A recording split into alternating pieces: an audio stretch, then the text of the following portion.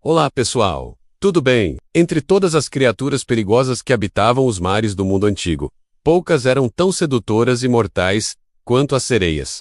Diferente de monstros que atacavam com garras e presas, as sereias matavam com algo muito mais sutil e poderoso: suas vozes. Esta é a narrativa de como o astuto Odisseu se tornou o único homem a ouvir o canto das sereias e sobreviver para contar a história. Então, vamos ao vídeo. As sereias não começaram como monstros. Segundo as lendas mais antigas, elas eram originalmente belas donzelas, servas da deusa Perséfone, filha de Deméter. Quando Perséfone foi sequestrada por Hades, o deus do submundo, e arrastada para as profundezas da terra, suas companheiras não estavam lá para protegê-la. Deméter, enfurecida e devastada pela perda de sua filha, culpou as servas por falharem em proteger Perséfone. Como punição, ela as transformou em criaturas bizarras, corpos de aves marinhas com cabeças e rostos de mulheres belas. Mas ela lhes permitiu manter suas vozes divinas, vozes tão sublimes que nenhum mortal poderia resistir. Outras versões contam que as próprias sereias pediram asas para poderem buscar Perséfone através do mundo,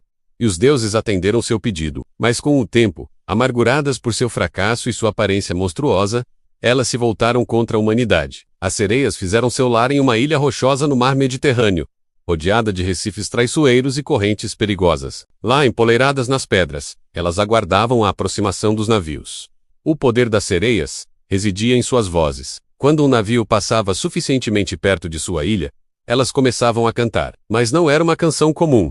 Era uma melodia que tocava diretamente na alma de quem a ouvia, prometendo tudo que o coração desejava. Para o guerreiro, elas cantavam sobre glória e vitórias épicas. Para o comerciante, sobre riquezas inimagináveis. Para o homem saudoso, sobre o lar e a família. Cada pessoa ouvia nas vozes das sereias exatamente aquilo que mais ansiava no mundo. E mais do que isso, as sereias prometiam conhecimento absoluto, sabedoria sobre todos os acontecimentos do mundo, passado e futuro. Os marinheiros que ouviam o canto ficavam completamente enfeitiçados. Eles viravam seus navios em direção à ilha, ignorando os gritos de advertência dos companheiros que não haviam ouvido, direcionando febrilmente as vozes sedutoras. Seus navios se despedaçavam nos recifes afiados que cercavam a ilha. Os homens que sobreviviam ao naufrágio nadavam até a praia, cambaleavam até as rochas onde as sereias cantavam, e ali permaneciam, hipnotizados, até morrerem de fome e sede. A ilha das sereias era decorada com ossos branqueados pelo sol, os restos de incontáveis marinheiros que haviam sucumbido ao canto fatal. Pilhas de ossos formavam colinas macabras, e crânios vazios olhavam eternamente para o mar de onde haviam vindo. As sereias não devoravam suas vítimas como monstros comuns. Sua satisfação vinha simplesmente de observar os homens definharem sob o poder de suas vozes.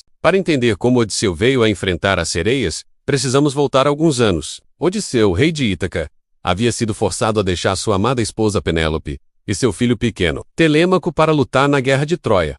A guerra durou 10 anos longos e sangrentos, mas Odisseu foi fundamental para a vitória grega. Foi sua ideia do cavalo de Troia que finalmente quebrou o impasse e levou à queda da cidade. Mas os deuses raramente permitem que os mortais tenham vitórias simples. Durante o saque de Troia, Odisseu e seus homens cometeram atos que ofenderam várias divindades. Principalmente, eles incorreram na ira de Poseidon, o poderoso deus dos mares, ao cegar seu filho Polifemo, o Ciclope. Poseidon amaldiçoou Odisseu a vagar pelos mares por anos, enfrentando provação após provação. O que deveria ter sido uma viagem de algumas semanas de Troia de volta para Ítaca se transformou em uma odisseia de 10 anos adicionais, cheia de monstros, deuses vingativos e desastres naturais. Odisseu perdeu navio após navio, viu seus companheiros morrerem um por um.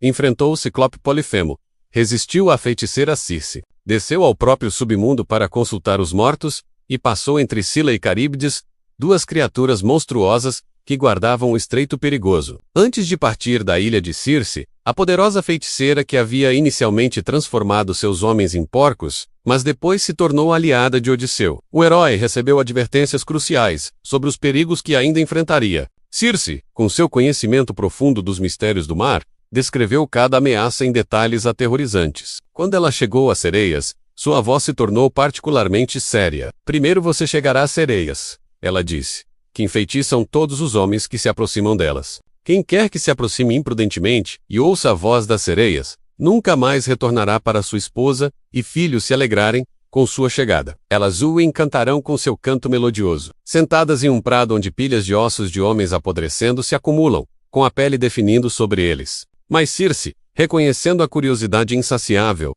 e a astúcia de Odisseu, não simplesmente o aconselhou a evitar as sereias completamente. Ela lhe deu um plano perigoso, mas possível. Se você realmente deseja ouvir, ela disse, faça com que seus homens o amarrem firme ao mastro do navio, e ordene que eles mesmos coloquem cera de abelha em seus ouvidos. Se você implorar para ser solto, eles devem amarrá-lo ainda mais apertado. Ela também lhe deu cera macia de abelha, e o advertiu solenemente. Lembre-se, o desejo de se entregar ao canto será avassalador. Você prometerá qualquer coisa, ameaçará seus homens, implorará, gritará, mas se eles o soltarem, você está perdido. Algum tempo depois, com apenas um navio restante e uma tripulação reduzida, mas leal, Odisseu avistou a Ilha das Sereias no horizonte. O mar ao redor estava estranhamente calmo, não havia vento, não havia ondas. Era como se a própria natureza prendesse a respiração naquele lugar amaldiçoado. Odisseu reuniu seus homens no convés. Ele não lhes contou tudo, não falou sobre as pilhas de ossos, ou sobre o destino horrível que aguardava aqueles que sucumbiam ao canto. Mas ele foi honesto sobre o perigo e sobre o plano. Meus amigos leais, ele disse, uma grande provação nos aguarda. Há uma ilha adiante onde criaturas cantam com vozes que podem enfeitiçar homens até a morte. A feiticeira Circe me avisou sobre elas, e me deu um meio de passarmos com segurança. Ele tirou a cera de abelha que Circe lhe havia dado, e começou a amolecê-la com suas mãos, aquecendo-a sob o sol. Então, ele pessoalmente colocou a cera nos ouvidos de cada um de seus homens, vedando-os completamente contra qualquer som. Vocês não ouvirão nada, ele explicou enquanto trabalhava. Nem o canto, nem minhas palavras, nem meus gritos. Não importa o que eu faça, não importa o que eu diga, vocês devem me manter amarrado ao mastro até que tenhamos passado bem longe da ilha. Se eu gesticular para que me soltem, amarrem-me mais apertado. Esta é minha ordem como seu rei e capitão. Os homens concordaram.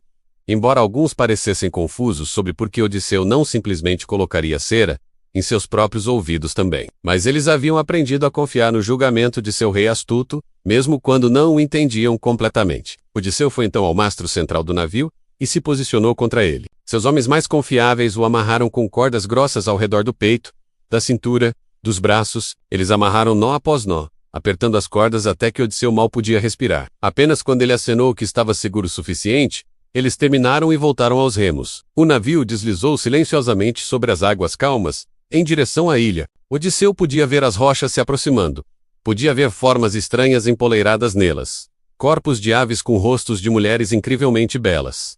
E então, ele ouviu. A princípio era apenas uma nota, pura e clara como cristal. Depois outra, e outra, até que se tornaram uma melodia que parecia ter sido tecida pela própria criação. As vozes das sereias se entrelaçavam em harmonias impossíveis, cada uma complementando as outras perfeitamente. Mas não era apenas belo, era pessoal. Odisseu percebeu, com espanto e horror, que elas estavam cantando sobre ele. Vem aqui, famoso Odisseu, cantavam elas. Grande glória dos aqueus. Pare seu navio para que você possa ouvir nossa voz. Nenhum homem jamais passou por nós em seu navio negro, sem ouvir a doce voz de nossas bocas. Ele segue adiante encantado e mais sábio, pois sabemos tudo o que os aqueus e troianos sofreram na vasta terra de Troia, pela vontade dos deuses. Sabemos tudo o que acontece na terra frutífera. As palavras atingiram Odisseu como flechas. Elas sabiam seu nome. Elas sabiam sobre Troia, e elas prometiam conhecimento de tudo. Para um homem que havia passado 20 anos longe de casa, que havia visto horrores inimagináveis e perdido tantos companheiros, a promessa de entender o porquê de tudo era irresistível. Mais do que isso, as sereias começaram a cantar sobre Ítaca, sobre Penélope esperando por ele, sobre Telêmaco crescendo sem pai. Elas pintavam imagens com suas palavras, imagens de sua casa, de sua família, de tudo que ele havia perdido, e prometiam que se ele apenas viesse até elas, elas lhe diriam como chegar em casa, como fazer tudo certo novamente. Odisseu sentiu sua razão se dissolver. Seu corpo inteiro ansiava pela ilha. Seus pés queriam caminhar em direção àquelas vozes. Ele abriu a boca e começou a gritar. Soltem-me agora! É uma ordem! Eu sou seu rei! Soltem-me! Ele gritou para seus homens. Mas seus homens, com cera nos ouvidos, não podiam ouvi-lo. Eles remavam continuamente, seus rostos focados e determinados, sem sequer olhar para ele. Odisseu lutou contra as cordas com força desesperada. Ele torceu e puxou, sentindo as fibras cortarem sua pele. Vocês não entendem, ele gritou, embora soubesse que era inútil. Elas podem nos ajudar. Elas têm conhecimento. Precisamos parar.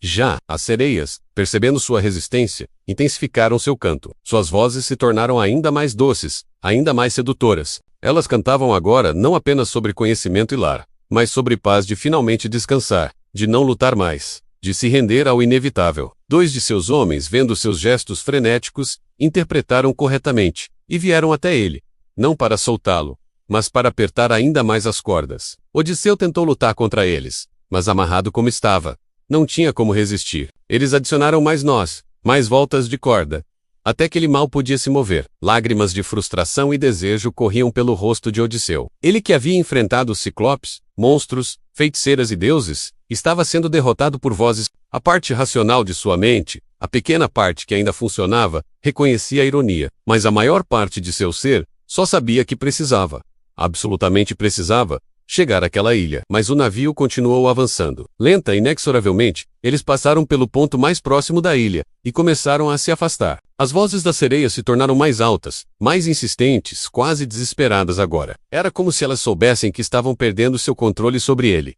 Volte, elas cantavam. Não nos deixe, você nunca saberá, nunca vai entender. Você está jogando fora a única chance que terá. E então, lenta e terrivelmente, suas vozes começaram a diminuir. Não porque elas pararam de cantar, mas porque o navio estava se afastando demais. Odisseu podia ver as figuras na ilha ficarem menores. A melodia que havia dominado completamente sua mente começou a enfraquecer, como um sonho ao acordar.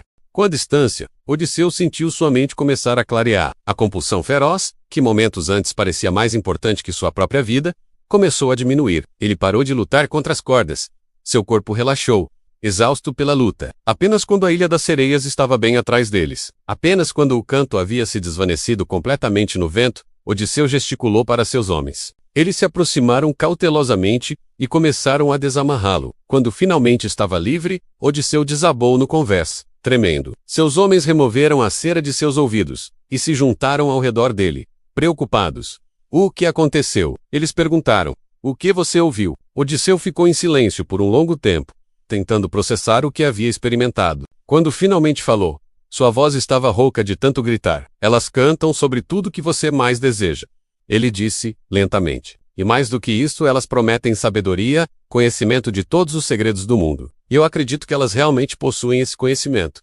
Ele olhou para trás, para a ilha agora distante, com uma expressão de pesar e horror misturados. Entendo agora por que ninguém escapa. Não é apenas a beleza da canção. É a promessa de finalmente entender, de finalmente saber o porquê de tudo. Para alguém que passou por tudo que passamos, a promessa de respostas é mais tentadora que ouro ou poder. Seus homens o observavam com admiração e um pouco de medo. Eles haviam acabado de testemunhar seu comandante, o astuto Odisseu, conhecido em todo o mundo por sua inteligência e autocontrole, reduzido a um homem selvagem, lutando contra cordas como um animal preso, gritando e implorando como uma criança. Vocês fizeram bem em não me soltar. Odisseu continuou, esfregando os pulsos marcados pelas cordas. Se tivesse me libertado, mesmo por um momento, eu teria pulado ao mar e nadado até aquela ilha, e vocês teriam perdido outro capitão. Ele se levantou lentamente, olhando para cada um de seus homens. Circe estava certa. As sereias são talvez mais perigosas que qualquer monstro que enfrentamos. Monstros você pode lutar, mas como você luta contra seu próprio desejo? Como você derrota seu próprio coração? A experiência de Odisseu com as sereias se tornaria uma das passagens mais famosas de sua longa jornada, porque ela captura algo fundamental sobre a natureza humana, nossa vulnerabilidade não à força física, mas ao desejo e à tentação. As sereias representam aquelas tentações em nossas vidas, que sabemos serem destrutivas, mas que nos atraem mesmo assim. Elas são o conhecimento proibido, o prazer perigoso, a promessa fácil que sabemos ter um custo terrível. Elas cantam não com a voz da razão, mas com a voz do que queremos desesperadamente acreditar. O método de Odisseu para resistir, amarrar-se ao mastro, nos ensina que às vezes a melhor forma de resistir à tentação não é confiar em nossa força de vontade no momento da tentação, mas tomar precauções com antecedência. Ele reconheceu sua própria fraqueza e planejou em torno dela. Há também uma ironia trágica no fato de que Odisseu era conhecido por sua astúcia e eloquência.